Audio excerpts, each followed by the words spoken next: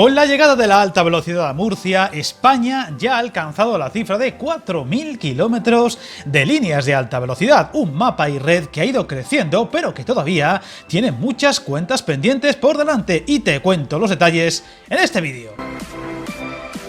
¿Quién lo iba a decir hace poco? 4.000 kilómetros en líneas de alta velocidad, una cifra impresionante y que, dejando de lado el eterno debate de si es bueno o malo, si es un derroche o si está bien gastado, supone un hito, eso sí, con matices, que ahora detallaremos, y que convierte a España en el segundo país con más kilómetros de este tipo de infraestructuras del mundo, solo por detrás de China, que tiene nada menos que 20.000 kilómetros, red y país que abordaremos pronto en otro vídeo. Hablamos de una red todavía en desarrollo y con bastantes cuentas pendientes, como la conclusión del corredor mediterráneo, la Y vasca o completar la Madrid de Extremadura y llegar así a Portugal, sin olvidar de la variante de Pajares, el tramo más complejo y costoso de la red y que está previsto se abra al tráfico por fin a mediados de este mismo año.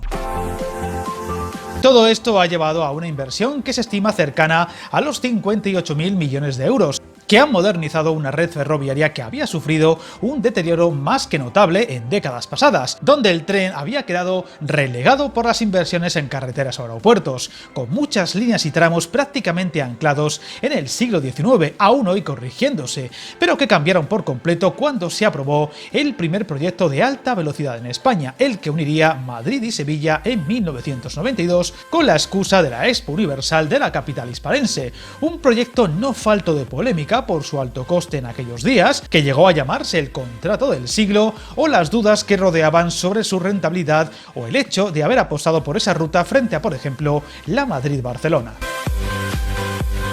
Sin embargo, aquella línea cambiaría la percepción del tren como medio de transporte del pasado y pronto el AVE, las siglas con las que se conocería desde entonces popularmente a la alta velocidad española, se convirtió en un símbolo de prosperidad y modernez, y todos los territorios y ciudades reclamarían el suyo, siendo esta conexión el mejor ejemplo de que un viaje en tren de en torno a 2 horas y media o 3 es prácticamente imbatible frente al avión.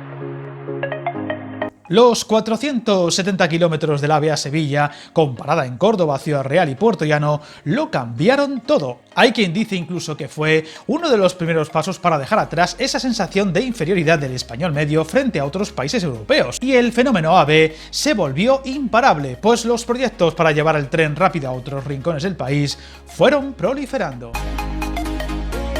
Sin embargo, la complejidad de estas líneas y sus altos costes impidieron que la red creciera de forma rápida, en muchos casos con importantes imprevistos o incidentes que retrasaban la culminación de esas nuevas líneas, y no sería hasta 2003, nada menos que 9 años después de la AVE a Sevilla, cuando se volvió a poner en marcha un gran tramo de alta velocidad en España, aunque en el Mediterráneo se puede hablar de pequeños tramos intermedios. Fue la Madrid-Zaragoza-Lleida que acercaba la alta velocidad a Barcelona, aunque con velocidades todavía más bajas que las actuales. Una línea que se acabaría lentamente y por tramos, llegando después a Camp de Tarragona y Roda de Bará, pero sin entrar en Sants hasta 2008. La tercera línea en abrirse fue la conexión entre Zaragoza y Huesca y el ramal entre la línea Madrid-Sevilla y Toledo en 2005, ciudad que quedó relegada de esta línea en el 92 y que desde entonces solo tiene conexión con Madrid, en lo que hoy parece claro fue un error de diseño en dicha línea. 2006 sería un año histórico, pues con unos pocos días de antelación se inauguraban 2 líneas de grandísima importancia, la Córdoba-Málaga y la Madrid-Valladolid, con el hito del supertúnel de Guadarrama, de 25 kilómetros de longitud, que abría un mundo de posibilidades en las rutas del norte a partir de entonces. La red crecía casi año a año y se fueron sumando lugares como León, Zamora o Girona, con hitos de gran relevancia como la llegada a Valencia o Alicante en 2010 y 2013 respectivamente, o la frontera francesa o la red gallega en 2011, eso sí, sin estar todavía conectada ininterrumpidamente con Zamora o Madrid y con el terrible accidente del Albia en Angrois, el accidente ferroviario más triste de nuestra historia reciente y que sigue aún en los tribunales para tratar de esclarecerse responsabilidades y culpables. En los últimos años, la alta velocidad ha llegado a más ciudades y en 2022 hemos visto trenes rápidos entrar en Burgos, Ourense o Murcia, la última ciudad en incluirse en ese todavía selecto club, o el túnel que une Bajo Madrid las estaciones de Atocha y Chamartín, túnel similar al que desde hace años cruza Barcelona, uniendo Sants y la futura gran terminal de la ciudad condal, La Sagrera. Pero no todo es oropel en la red de alta velocidad española, pues muchos tramos que se incluyen en ese flamante mapa de 4.000 kilómetros de alta velocidad lo son con muchas comillas y tienen todavía obras y mejoras pendientes o lo hacen a medio gas, como los tramos entre Valencia y Castellón, Zaragoza y Huesca o Antequera y Granada, y otros directamente, aún siendo catalogados como alta velocidad por sus características, plataforma o sistema de seguridad, lo hacen con ancho ibérico, distinto ancho al que usan las líneas de alta velocidad del país, impidiendo el paso de trenes, por ejemplo, más rápidos y modernos, y sin exprimir, por tanto, todo su potencial, como son tramos como el Sevilla-Cádiz, el trazado interior gallego o la línea en Extremadura. Y además con tramos de una sola vía en Zamora, Granada o Burgos, lo cual también impiden una explotación más ambiciosa en dichos lugares. Sin embargo, y a pesar de esta red tan amplia, las inversiones ferroviarias en alta velocidad previstas por Adif hasta el 2025 superan los 12.000 millones de euros, circulando por las líneas de alta velocidad españolas en estos momentos unos 365 trenes al día, frente a los 12 operativos inicialmente en aquel histórico 1992, con el hito reciente de la llegada de otras marcas que abren un abanico de posibilidades para el viajero, elevando frecuencias, plazas y abaratando los precios, y que poco a poco se irán extendiendo por la mayor parte de las rutas.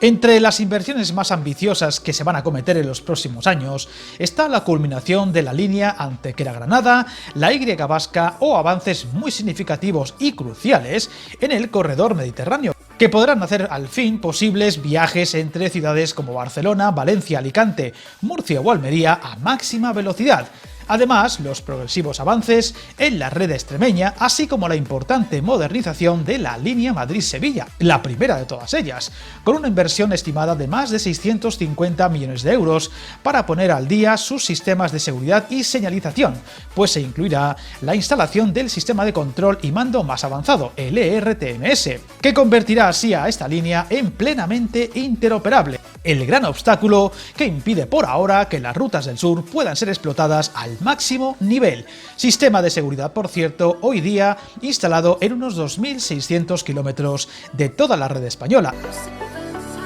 Y por supuesto, en cuestión de meses, no podemos olvidar la apertura de la tan ansiada variante de Pajares, que sacará del aislamiento ferroviario a Asturias, en una obra que ha costado demasiados quebraderos de cabeza y un presupuesto multiplicado varias veces. Además, avances en la línea de alta velocidad Navarra o la llegada del tren rápido al aeropuerto de Barajas darán mucho que hablar. La innovación y la tecnología en la alta velocidad transformó también los conceptos de mantenimiento, circulación y conectividad. El nuevo servicio ferroviario a Sevilla supuso en su día la subida del teléfono a bordo del tren y la introducción de la fibra óptica para las comunicaciones. Y hoy, con el 5G cada vez más presente en unos viajes donde ya cada uno puede ver el contenido y entretenimiento o trabajo que quiera sin problemas de conexión o cortes. Algo que hace aún más atractivo el tren frente al avión también para esos viajeros por negocios.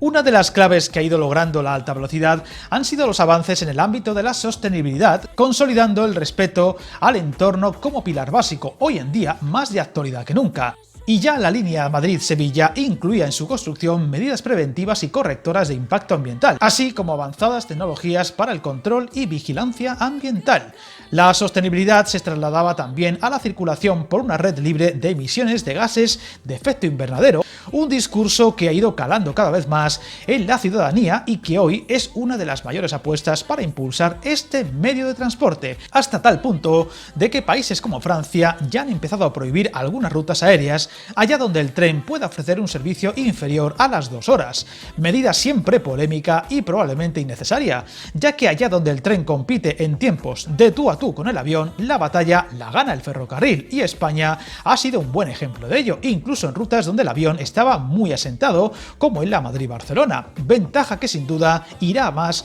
en los próximos años con la llegada de la competencia y la reducción de precios, ya muy notable en la ruta estrella del país, donde las marcas de bajo coste como Hablo o Wigo han revolucionado un mercado apto hasta hace muy poco para no todos los bolsillos. Una red sin duda que nos seguirá dejando noticias y novedades en los próximos años, con mejoras, tramos y nuevas ciudades incluidas en una red que sigue yendo a más y que en Viajando Contigo seguiremos contando según se vayan produciendo esas buenas nuevas. Suscríbete al canal y recuerda, hasta el camino más largo se inicia con un primer paso.